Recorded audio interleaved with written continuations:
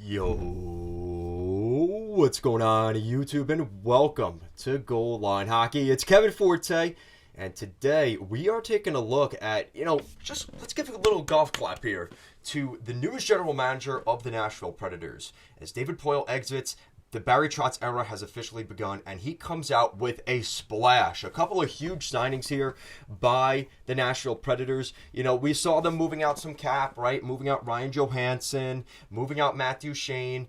They've definitely made some interesting moves here, but this is something that has allowed them to maybe hit the reset button and get kind of a quick oil change in to maybe get into next season. Now, you look at this roster before free agency.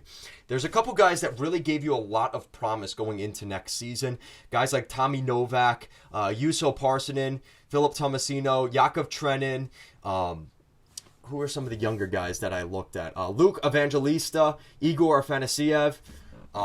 There's some really good young forwards. Those are all forwards, mind you. Some really good young players that I think are going to be critical to the success of the Nashville Predators next season. But can they make the playoffs in 2024? So looking at the roster right now, this is a team that definitely got better. You look at some of the moves they've made. They kept Cody Glass, 2-year deal, $2.5 million.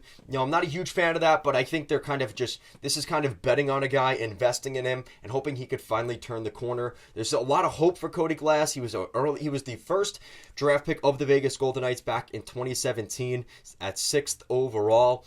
There is definitely that sentiment out there that he could become a better player. He had 35 points last season with the Predators, 14 goals, 21 assists. They're hoping for that to continue to build. And even if he is a 30, 40-point player in the NHL, that's still a really good player. And at 2.5 for the next 2 years, I would say that's pretty good there by Barry Trotz. Now, they also bring in Gus Nyquist. Gus Nyquist, 2-year deal, a little over $3 million. For some reason, this guy just sticks around. I'm not a huge fan of that number. I think it is a little bit high for a 33-year-old forward, but it's not terrible. He did have a 50-point season with the Blue Jackets back in 2021, 2022, which I'm assuming is a huge factor in this. He also put up a 40-point season in 2020. So this is a guy that can produce if he has the ice time.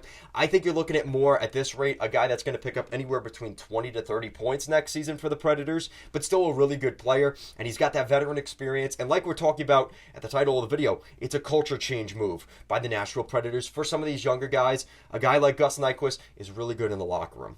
Same thing for Ryan O'Reilly. He signs a 4-year deal at $4.5 million. This is going to take him till he's 36 years old. I really like this move for O'Reilly, and I really like this move for the Predators. The reason is low cap hit per season and some term. And that's going to be a good thing because this is instantly a center that is going to be on your lineup either on the first, second, or third line for the next 4 years. And yes, he is a little bit on the older side. He is 32 years old, and you start giving term to guys in their early 30s, there is always that genuine concern. But I think Ryan O'Reilly is the type of guy that, he has never been known for his skating prowess, but that's almost the benefit of a guy like Ryan O'Reilly. Is his game, just because he's going to become a little slower, his game isn't going to drastically decrease. He isn't all about speed, and if he has an injury or this or that, he's not going to just instantly fall off a cliff. And I think that's really what Barry Trotz is kind of focusing on here with him.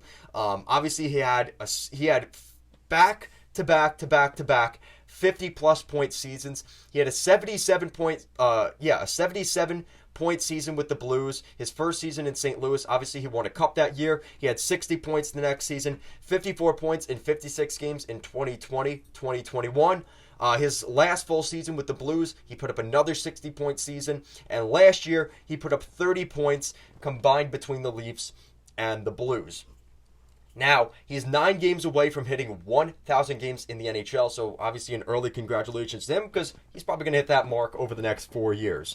So I think this is a really good move here for Ryan O'Reilly in the sense that he gets some term. He's going to be on a team that he wants to be there. His brother Cal O'Reilly also living down there in, I believe, Milwaukee with the Admirals. He's been playing in the American Hockey League down there, so no real surprise that there is that genuine interest to be in the Midwest.